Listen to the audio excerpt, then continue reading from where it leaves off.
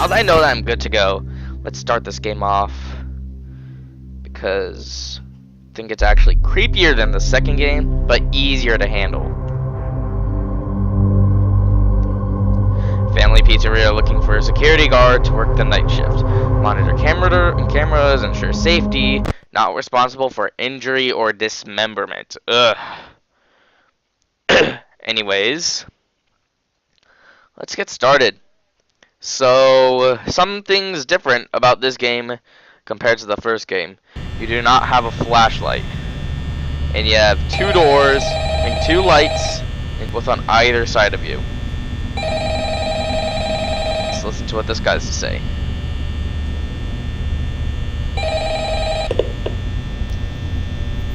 Hello? Hello? I wanted to record a message for you to help you get settled in on your first night. I actually worked in that office before you. I'm finishing up my last week now, as a matter of fact, so I know it can be a bit overwhelming, but I'm here to tell you there's nothing to worry about. You'll be fine. So let's just focus on getting you through your first week, okay? Let's see. First, there's an introductory greeting from the company that I'm supposed to read. It's kind of a legal thing, you know. Welcome to Fazbear's Pizza, a magical place for kids and grown-ups alike, where fantasy and fun come to life. Fazbear Entertainment is not responsible for damage to property or person. Upon discovering that damage or death has occurred, a missing person report will be filed within 90 days, or as soon as property and premises have been thoroughly cleaned and bleached and the carpets have been replaced. Blah, blah, blah. Now, that might sound bad, I know, but there's really nothing to worry about. The animatronic characters here do get a bit quirky at night, but do I blame them? No. If I were forced to sing those same stupid songs for 20 years and I never got a bath, I'd probably be a bit irritable at night too. So remember, these characters hold a special place in the hearts of children, and we need to show them a little respect, right? Okay. So just be aware, the characters do tend to wander a bit. They're left in some kind of free roaming mode at night. Something about their servos locking up if they get turned off for too long. They used to be allowed to walk around during the day too, but then there was the bite of 87. Yeah, it's amazing that the human body can live without the frontal lobe, you know? Now, concerning your safety, the only real risk to you as a night watchman, if any, is the fact that these characters, if they happen to see you after hours, probably won't recognize you as a person. They'll most likely see you as a metal endoskeleton without its costume on. Now, since that's against the rules here at Freddy Fazbear's Pizza, they'll probably try to forcefully stuff you inside a Freddy Fazbear suit. Now, that wouldn't be so bad if the suits themselves weren't filled with cross beams, wires, and animatronic devices, especially around the facial area. So you can imagine how having your head forcefully pressed inside one of those could cause a bit of discomfort and death. The only parts of you that would likely see the light of day again would be your eyeballs and teeth that pop out the front of the mask. Yeah, they don't tell you these things when you sign up. But hey, first station of the breeze. I'll chat with you tomorrow. Check those cameras and remember to close the doors only if absolutely necessary. Gotta conserve power. Alright, good night. Okay, first call of the first game. Let's see what's in store for us. Creepy. Anyways, these are the 3 of the 4 animatronics you're gonna be seeing this game. The 4th one being Old Foxy, or Foxy, right here. And don't worry, Foxy's nowhere near as stressful as he is in the second game. Oh, let's see, Bonnie's already left, and he's right over here. So Bonnie's gonna be the most active for the most part. As you see right here, the camera's staticked out. What's that mean? An animatronic has moved, either over to where the hallway, which he is right now, or anywhere else basically. Anyways, I'll explain each part of this game pretty thoroughly, or at least I hope so. And audio cues, just like in the second game, are a big hint as to where animatronics are. You'll hear footsteps. You'll hear like. They're kind of quiet, so you have to actually sort of listen to them. Those will mean that Bonnie or Chica have moved. I'll tell you more about some of these details in later nights, but that's all you need to know. You don't have that extremely stressful sound. You don't have that extremely stressful sound that you hear in the second game. I'm not sure whether that's thank God or not, but you know, whatever. I think old Chica has moved now. Yep. So, these two door lights. First of all, let's check where Chica is. There we go. And so, the thing about these door lights over here is that I'll show you right here. In this camera right here, there are actually blind spots. And those blind spots, I'm gonna quote the phone guy, happen to be right outside your door. So use them whenever you can't see someone or something in your camera. So see Bonnie sometimes moves over there for some reason. One reason or another. But he can either switch back and forth between these two cameras or whatever. Sometimes you'll see him through this camera, sometimes you'll see him through this camera. Doesn't really matter. First night is very stress-free, honestly. Freddy doesn't move, and unless you're extremely inactive in the game, Foxy will never appear. I'm not gonna really go over enemy patterns and whatnot. Unless I do it in the text or in the editor like I did this game. Five Nights at Freddy's 2. But yeah. Bonnie's right outside my door. There's no need to close the door, actually. He's right outside my door. Why is there no need to close the door? Because first of all, you don't see him in this light right here. And second of all, the only way you need to close the door is if he's like that.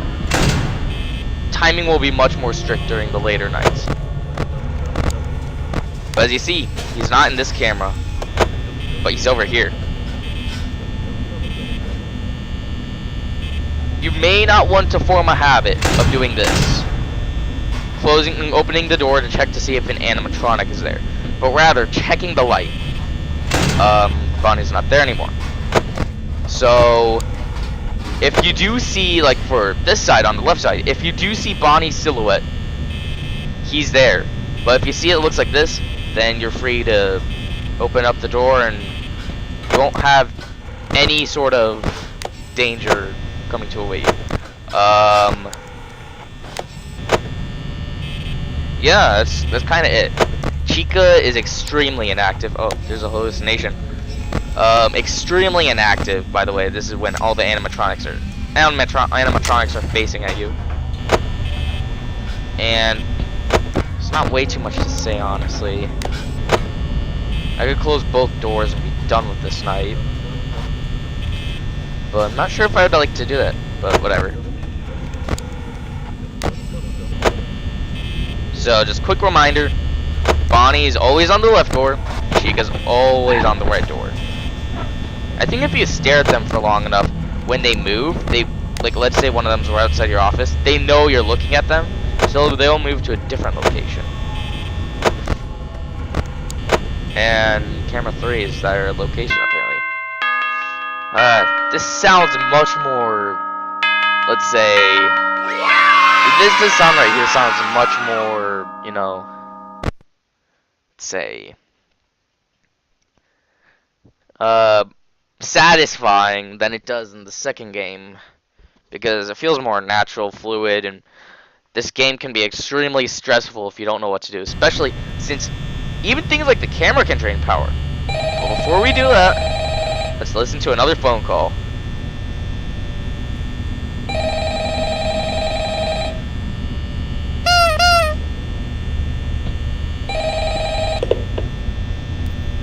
Hello?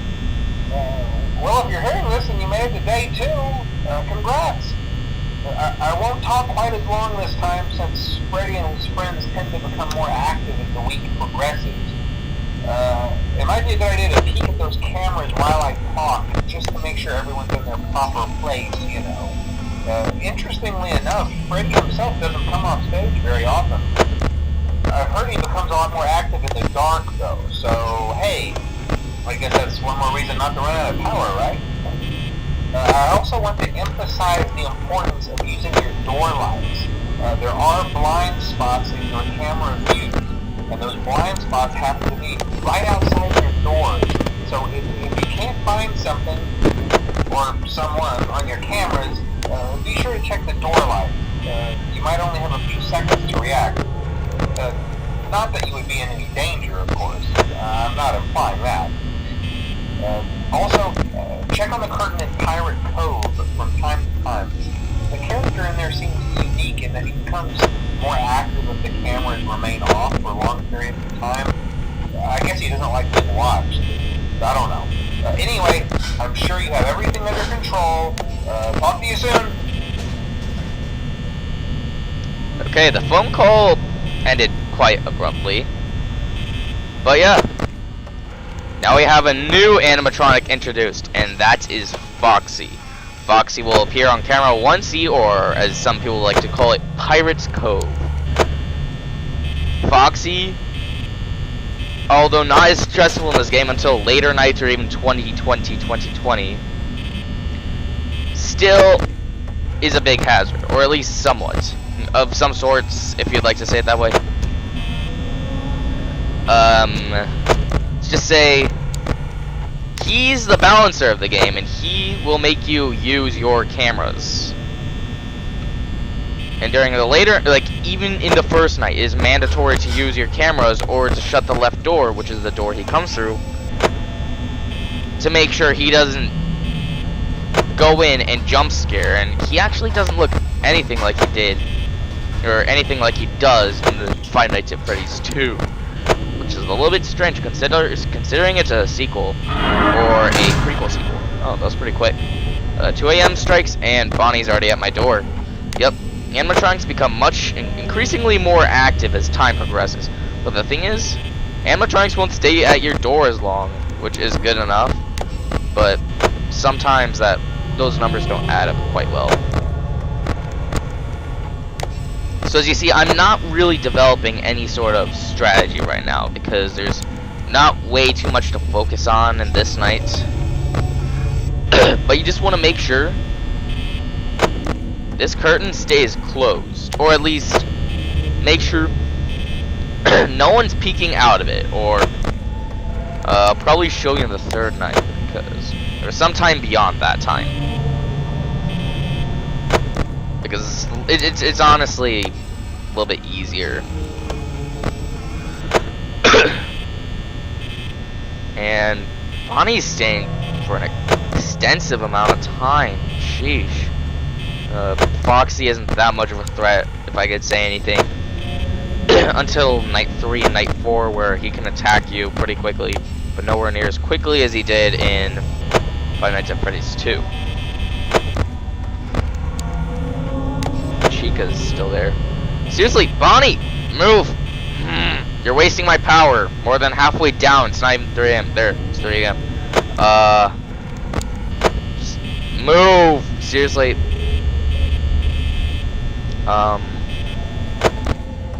Yep. Shining the light on him won't do anything. There we go. He's gone. I think Chica is right here. Nope.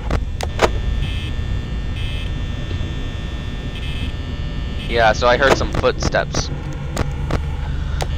Those are basically audiological keys telling you where animatronics are, not where they are, but telling you that they're near. Whoa, Bonnie's almost outside my door again. Just keep a close eye on him, along with Chica.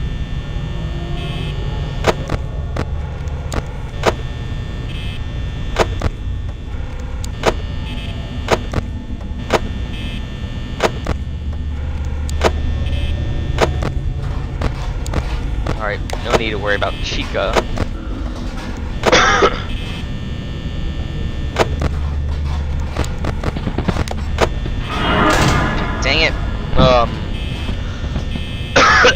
sorry. Also, another thing to note, well, I was really quick this time. Let's try to keep the amount of power we use to a minimum.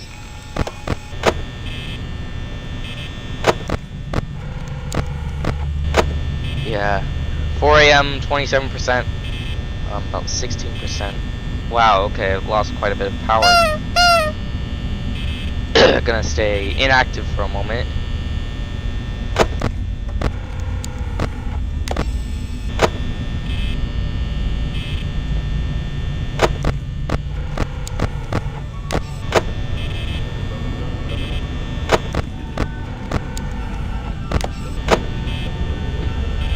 Seriously, I can't really tell where they are. Oh, seriously, Bonnie. I haven't even seen I haven't even seen Chica yet.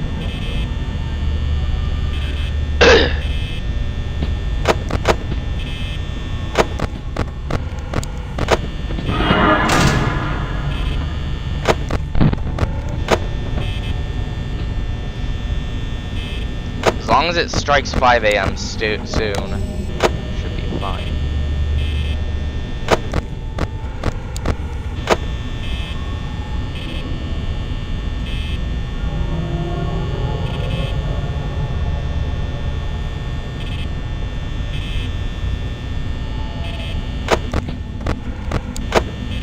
Yes, okay, Bonnie's away, and it's 5 a.m. I think we'll do okay.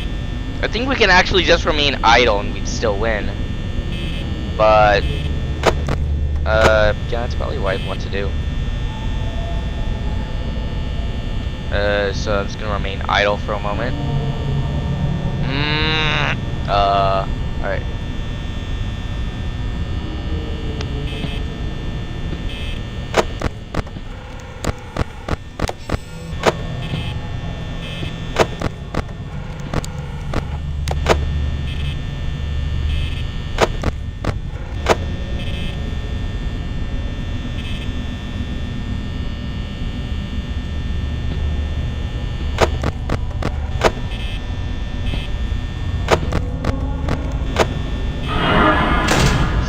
Bonnie. Alright. I think I can get away with doing this. And run out of power. Pretty soon, let's see. Yep, he's locked my door. So anyways, if you keep the doors open for too long, Bonnie or Chica, either one of them, can get in your room. And so when that happens, oh wow, that was quick. Jump scare noise is actually pretty annoying in this game. They'll lock your doors and you'll not be able to use them. Oh, alright. They'll lock your doors and not be able to use them. And if you lift up your camera and put it back down, you're dead. And we see you next episode. Kind of abrupt ending right there. Anyways, talk to you guys later.